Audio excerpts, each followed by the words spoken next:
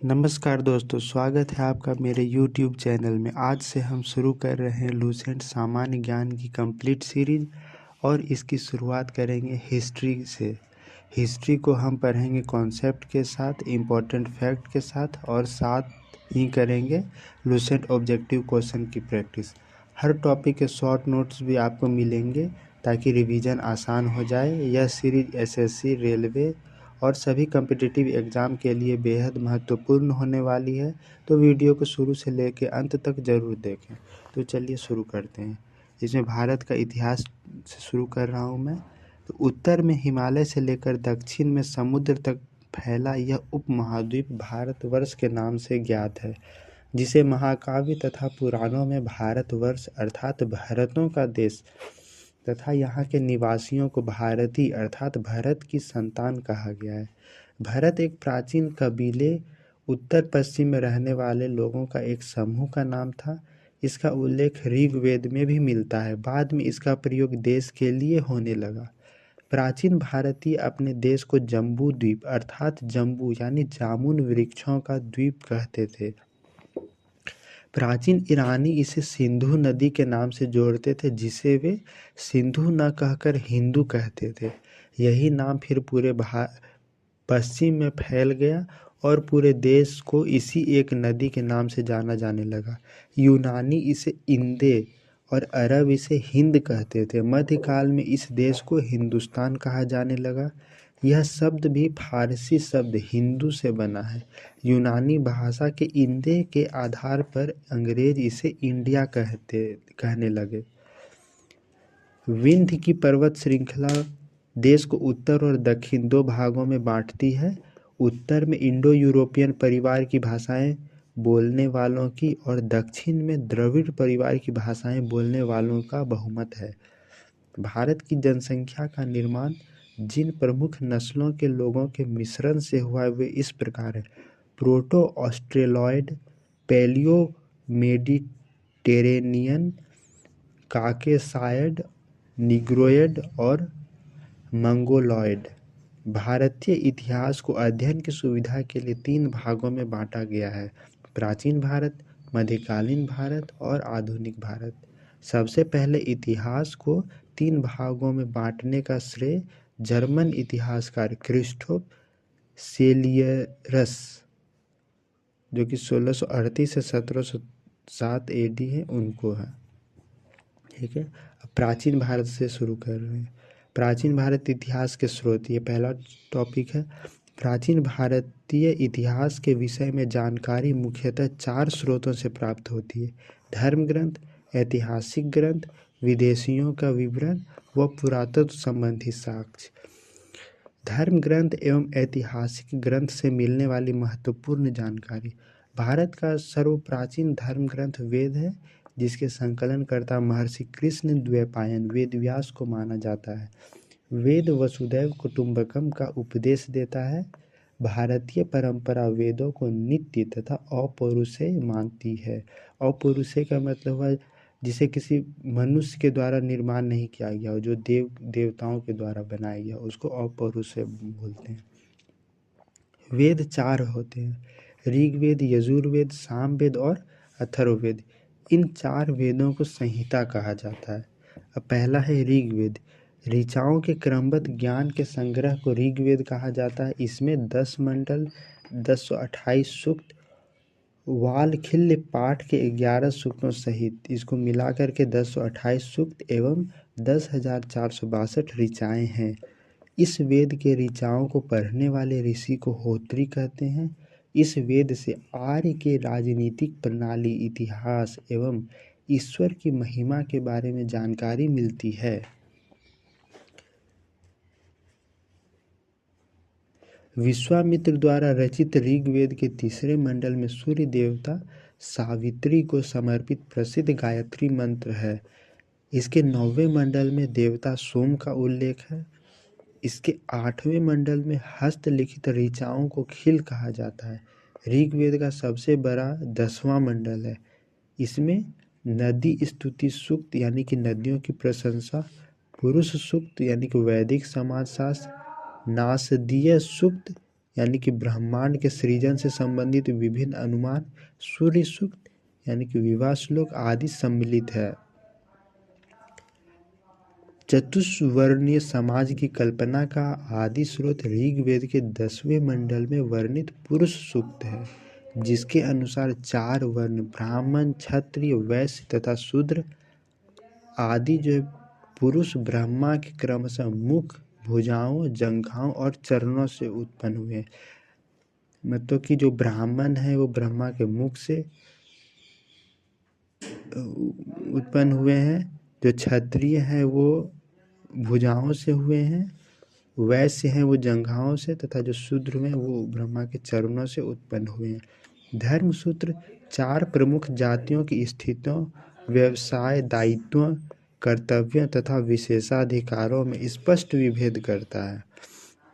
ऋग्वेद के कई परिच्छेदों में प्रयुक्त अघन्य, जिसका वध नहीं किया जा सकता, शब्द का संबंध गाय से है। गाय को अघन्य कहा गया, यानी कि गाय वध नहीं किया जा सकता। ऋग्वेद में ब्रह्म का उल्लेख तो है किंतु आत्मा का नहीं है। अब ईसा पूर्व एवं ईस्वी के बारे में बताया गया। वर्तमान में प्रचलित ग्रेगोरियन कैलेंडर यानी ईसाई कैलेंडर या जूलियन कैलेंडर जिसको बोलते हैं, ईसाई धर्म गुरु ईसा मसीह के जन्म वर्ष जो कल्पित है उस पर आधारित है। ईसा मसीह के जन्म से पहले के समय को ईसा पूर्व यानी BC before the birth of Jesus Christ कहा जाता है। ईसा पूर्व में वर्षों की गिनती उल्टी दिशा में होती है, जैसे कि महात्मा बुद्ध का जन्म 563 ईसा पूर्व में और मृत्यु 483 ईसा पूर्व में हुआ था। यानी ईसा मसीह के जन्म के 563 वर्ष पूर्व महात्मा बुद्ध का जन्म एवं 483 वर्ष पूर्व मृत्यु हुई। ईसा मसीह के जन्म की तिथि से आरंभ हुआ सन ईस्वी कहलाता है और इसके लिए संक्षेप में ऐसे लिखा जाता है। ईस्वी को लैटिन भाषा के शब्द एडी में भी लिखा जाता है। एडी यानी एनो डोमिनी, जिसका अर्थ in the year of Lord Jesus Christ. ईसा मसीह के इसका बोलने का मतलब ईसा मसीह के जन्म वर्ष को स्टार्टिंग माना गया। उसके जो भी पहले का होगा वो उल्टा 1 2 3 से स्टार्ट होता होगा। जैसे यहाँ पर 0 है तो यहाँ से ये प्लस में स्टार्ट होगा और इधर माइनस में जाते जाएगा जितना होगा।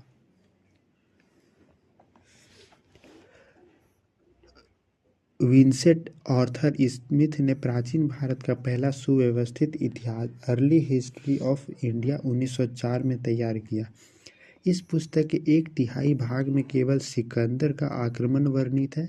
इसमें भारत को स्वेच्छाचारी शासन वाला देश कहा गया है, जिसे ब्रिटिश शासन की स्थापना से पहले कभी राजनीतिक एकता का अनुभव नहीं हुआ था।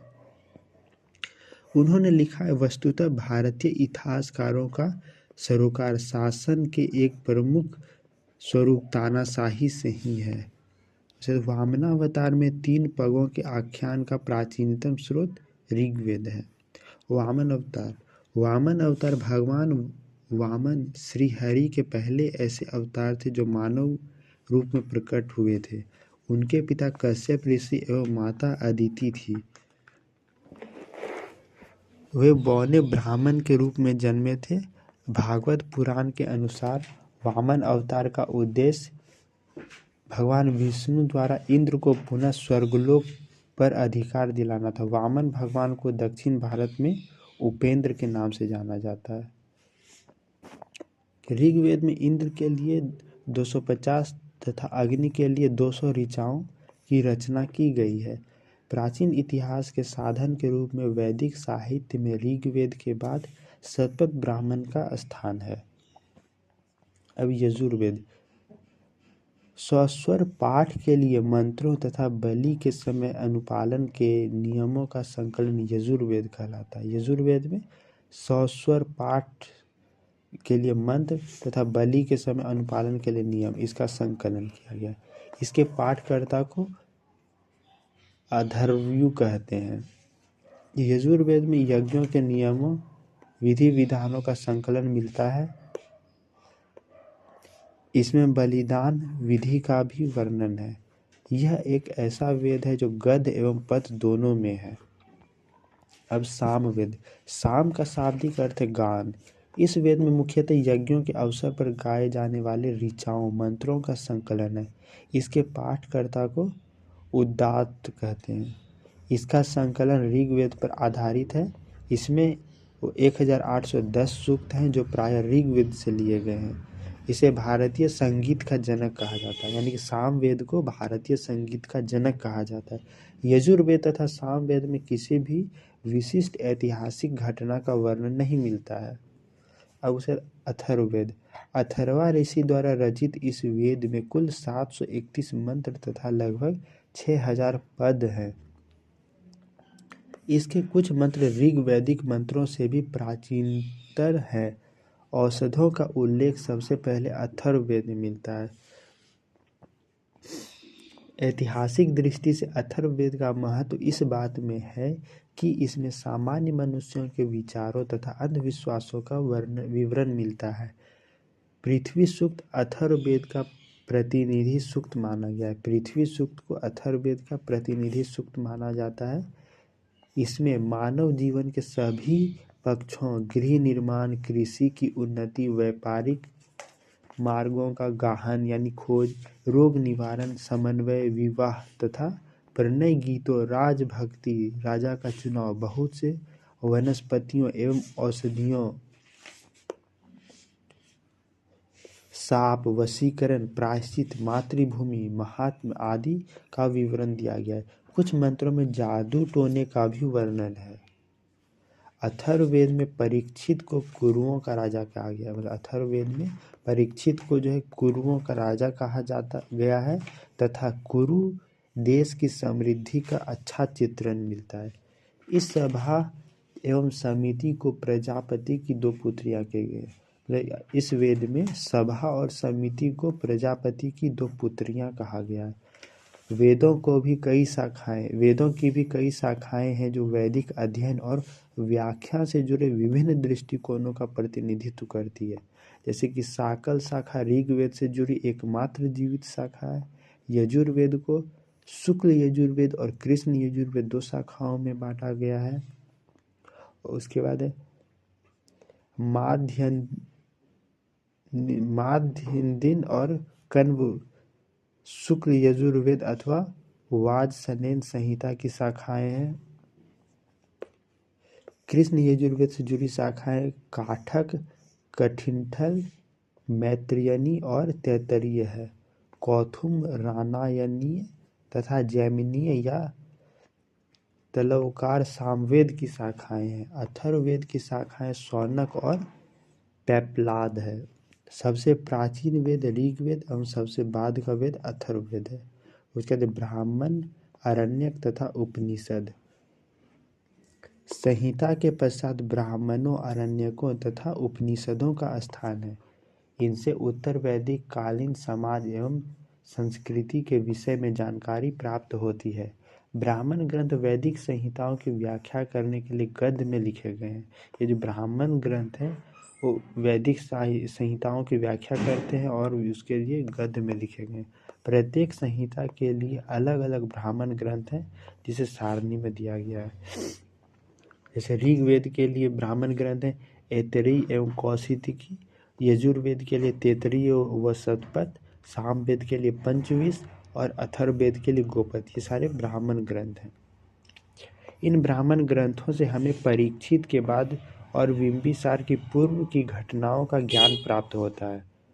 ऐतरेय में राज्याभिषेक के नियम तथा कुछ प्राचीन राजाओं के नाम दिए गए हैं। शतपथ में कंधार, शल्य, कैकयी, कुरु, पंचाल, कौशल, विदेह आदि राजाओं का उल्लेख मिलता है। वैदिक साहित्य में ऋग्वेद के बाद शतपथ ब्राह्मण का स्थान है। आरण्यक में यज्ञ से जुड़े कर्मकांडों की दार्शनिक और प्रतीकात्मक अभिव्यक्ति है। उसके बाद अब देखते उपनिषदों की संख्या 108 है, जिसमें 13 को मूलभूत उपनिषदों की श्रेणी में रखा गया है। इसमें यज्ञ से जुड़े दार्शनिक विचार, शरीर, ब्रह्मांड, आत्मा तथा ब्रह्म की व्याख्या की गई है। स्त्री की सर्वाधिक गिरी हुई स्थिति मैत्रेयनी संहिता से प्राप्त होती है, जिसमें जुआ शराब की भांति स्त्री को पुरुष का तीसरा प्रमुख दोष बताया गया है। शतपथ ब्राह्मण में स्त्री को पुरुष की अर्धांगिनी कहा गया है। जावालोपनिषद में चारों आश्रमों का उल्लेख मिलता है। स्मृति ग्रंथों में सबसे प्राचीन एवं प्रामाणिक मनुस्मृति मानी जाती है। यह शुंग काल का मानक ग्रंथ है। नारद स्मृति गुप्त युग के विषय में जानकारी प्रदान करता है। वेदांग एवं सूत्र। वेदों को भली भांति समझने के लिए 6 वेदांगों की रचना हुई है। ये शिक्षा शुद्ध उच्चारण शास्त्र, कल्प, कर्मकांडीय विधि के बारे में बताता है। निरुक्त शब्दों की व्युत्पत्ति का शास्त्र है और व्याकरण और छंद व ज्योतिष, ये सभी वेदांग हैं। वैदिक साहित्य को अक्षुण्ण बनाए रखने के लिए सूत्र साहित्य का प्रणयन किया गया है। श्रौत, गृह तथा धर्म सूत्रों के अध्ययन से हमें यज्ञ विधि विधानों, कर्मकांडों तथा राजनीतिक विधि एवं व्यवहार से संबंधित महत्वपूर्ण बातें ज्ञात करते हैं। प्रमुख सूत्रकारों में गौतम, बोधायन, आप स्तंभ, वशिष्ठ आदि के नाम विशेष रूप से उल्लेखनीय है। सूत्रों में गौतम धर्म सूत्र सबसे प्राचीन माना गया है। भारतीय ऐतिहासिक कथाओं का पुराण में भारतीय ऐतिहासिक कथाओं का सबसे अच्छा क्रमबद्ध विवरण पुराणों से मिलता है। इसके रचयिता लोमहर्ष अथवा इसके पुत्र उग्रश्रवा माने जाते हैं। इसकी रचना का जो है लोमहर्ष और उग्रश्रवा माने जाते हैं। इनकी संख्या 18 है। पुराणों की संख्या 18 है, जिसमें से केवल 5 यानी कि मत्स्य, वायु, विष्णु, ब्राह्मण एवं भागवत में ही राजाओं की वंशावली पाई जाती है। यहाँ पे देखिए, विष्णु पुराण से संबंधित वंश मौर्य वंश, मत्स्य पुराण से आंध्र सातवाहन और वायु पुराण से गुप्त वंश संबंधित है। पुराणों में मत्स्य पुराण सबसे प्राचीन एवं प्रामाणिक है। अधिकतर पुराण सरल संस्कृत श्लोकों में लिखे गए हैं। स्त्रियां तथा शूद्र जिन्हें वेद पढ़ने की अनुमति नहीं थी, वे भी पुराण सुन सकते थे। पुराणों का पाठ पुजारी मंदिरों में किया करते थे। सामाजिक एवं सांस्कृतिक दृष्टि से अग्नि पुराण का काफी महत्व है, जिसमें राजतंत्र के साथ साथ कृषि संबंधी विवरण भी दिया गया है। उपनिषदों की रचना पुराणों से पहले हुई है। अब है बौद्ध, जैन एवं अन्य साहित्य। जातक में बुद्ध की पूर्व जन्म की कहानी वर्णित है। मतलब जातक ग्रंथ है, जातक पुस्तक है, उसमें बुद्ध के पूर्व जन्म की कहानी वर्णित है। हीनयान का प्रमुख ग्रंथ कथा वस्तु है, जिसमें महात्मा बुद्ध का जीवन चरित्र अनेक कथानकों के साथ वर्णित है। जैन साहित्य को आगम कहा जाता है। जैन धर्म का प्रारंभिक इतिहास कल्पसूत्र से ज्ञात होता है। जैन ग्रंथ भगवती सूत्र में महावीर के जीवन कृत्यों तथा अन्य समकालिकों के साथ उनके संबंधों का विवरण मिलता है। उसके बाद अर्थशास्त्र के लेखक चाणक्य, जिनका नाम कौटिल्य या विष्णुगुप्त है, यह 15 अधिकरणों एवं 180 प्रकरणों में विभाजित है। इसमें मौर्यकालीन इतिहास की जानकारी प्राप्त होती है। अर्थशास्त्र का संबंध मौर्यकालीन इतिहास से है। इसके अनुवादक जो है श्याम शास्त्री है।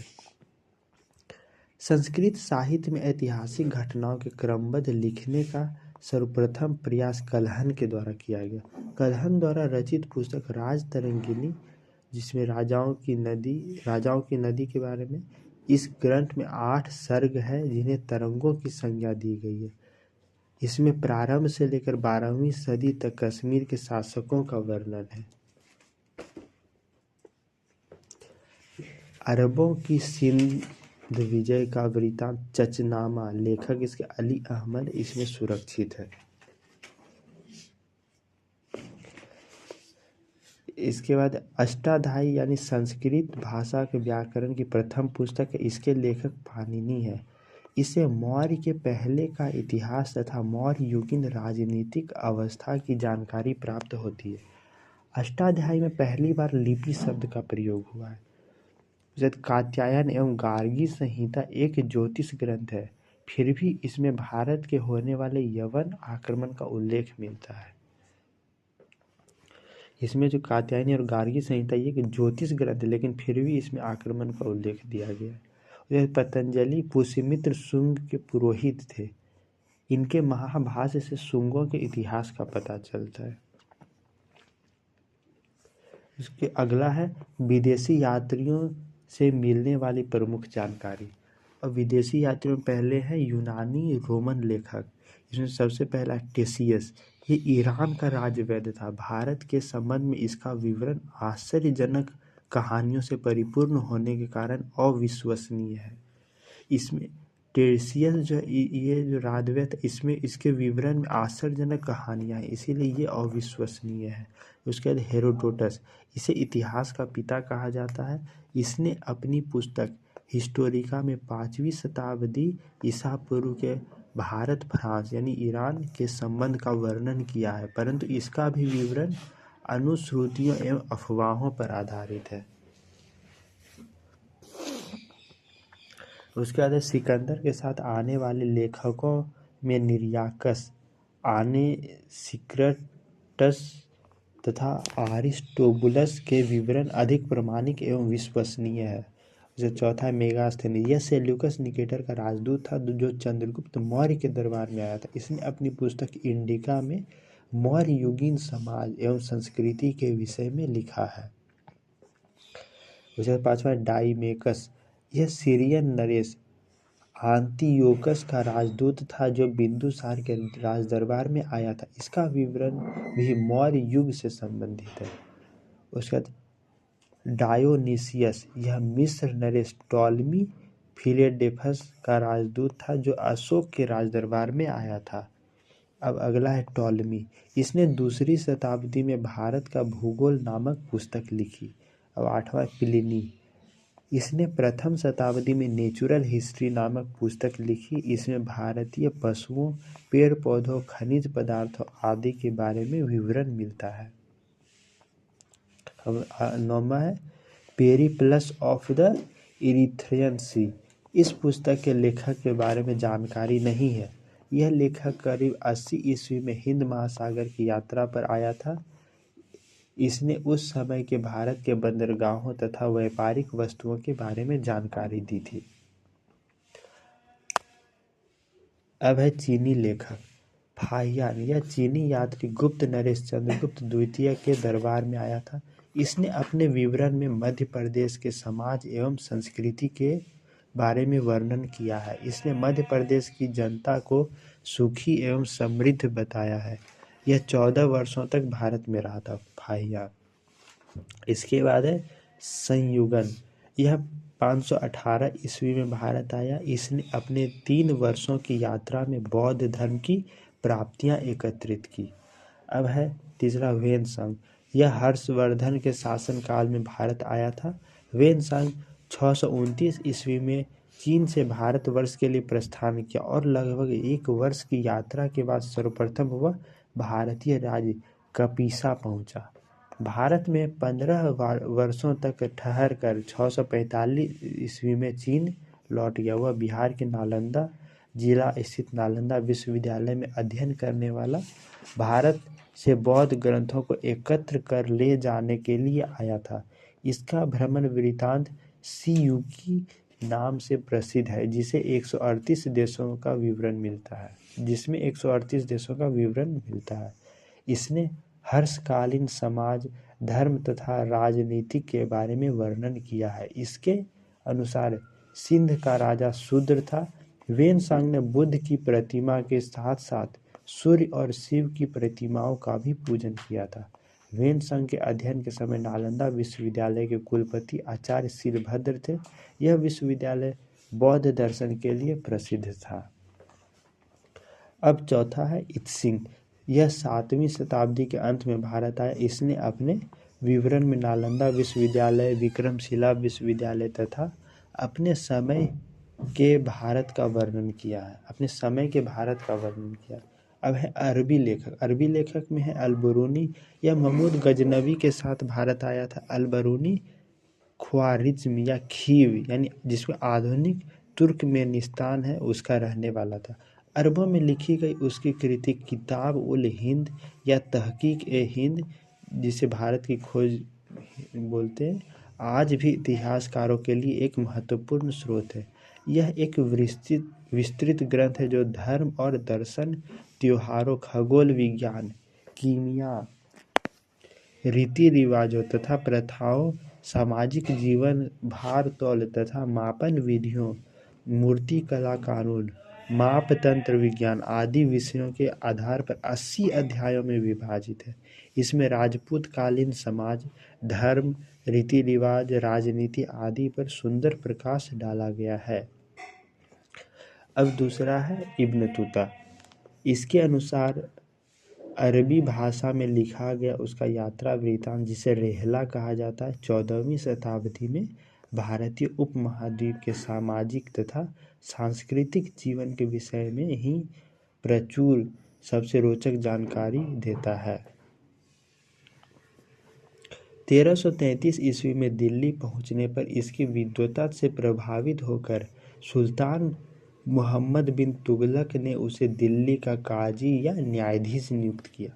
अब अन्य लेखक में है तारानाथ। यह एक तिब्बती लेखक था। इसने कांगयूर तथा तंगयूर नामक ग्रंथ की रचना की। इनसे भारतीय इतिहास के बारे में जानकारी मिलती है। अब है मार्को पोलो। यह 13वीं शताब्दी के अंत में पांड्य देश की यात्रा पर आया था। इसका विवरण पांड्य इतिहास के अध्ययन के लिए उपयोगी है। अब है पुरातत्व संबंधी साक्ष्य से मिलने वाली जानकारी। भारतीय पुरातत्व शास्त्र के पितामह यानी father of Indian archaeology sir Alexander Cunningham को कहा जाता है। Alexander Rea, H Longhurst, Robert Sewell, James Burgess, Walter Elliot, ये सभी भारत के पुरातात्विक स्थलों के उत्खनन से संबंधित है।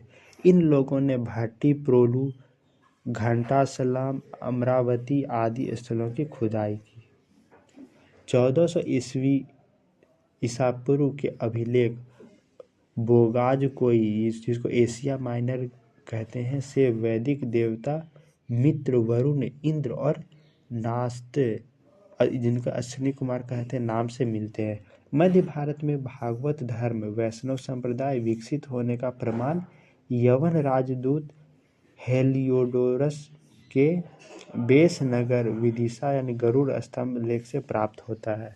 सर्वप्रथम भारतवर्ष का जिक्र हाथी गुफा अभिलेख में है।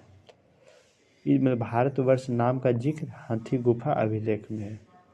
सर्वप्रथम दुर्भिक्ष की जानकारी देने वाला अभिलेख सोहगोरा अभिलेख है।